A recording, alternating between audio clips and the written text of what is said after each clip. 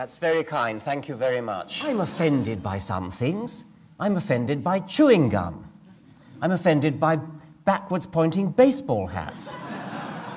But I don't try to get a version of the blasphemy law passed to prevent people chewing gum or reversing their cap. So what if I'm offended? So what if my feelings are hurt? Does that give me the right to prevent others from expressing their opinions?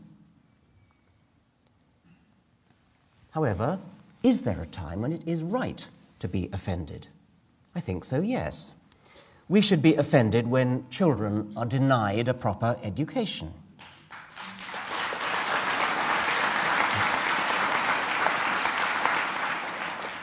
We should be offended when children are told they will spend eternity in hell.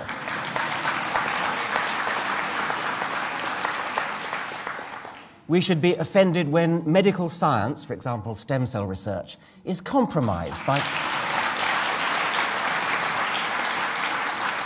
compromised, I should say, by the bigoted opinions of powerful and, above all, well-financed ignoramuses. We should be offended when voodoo of all kinds is given equal weight to science. We should be offended by hymen reconstruction surgery. We should be offended by female circumcision, euphemism for genital mutilation. This picture was taken in Africa, but it happens in Britain. I had a long conversation with a school's inspector from London, and she told me it's common.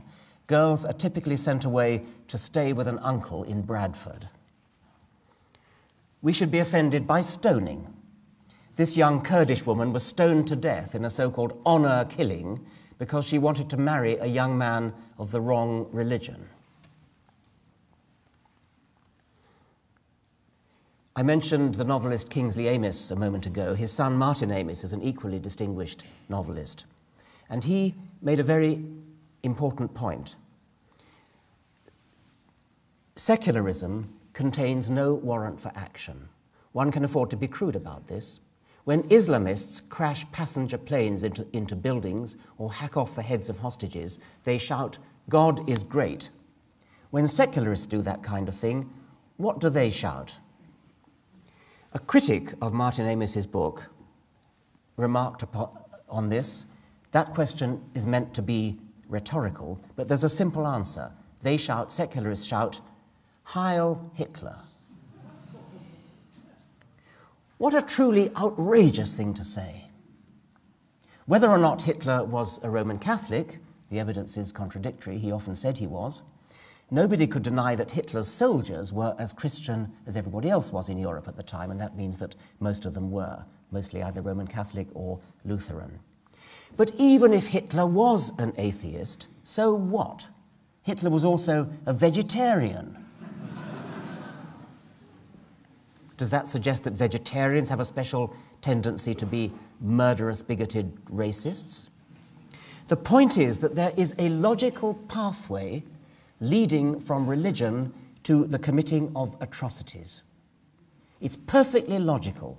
If you believe that your religion is the right one, you believe that your God is the only God, and you believe that your God has ordered you, through a priest or through a holy book, to kill somebody, to blow somebody up, to fly a plane into a skyscraper, then you are doing a righteous act. You're a good person. You're following your religious morality.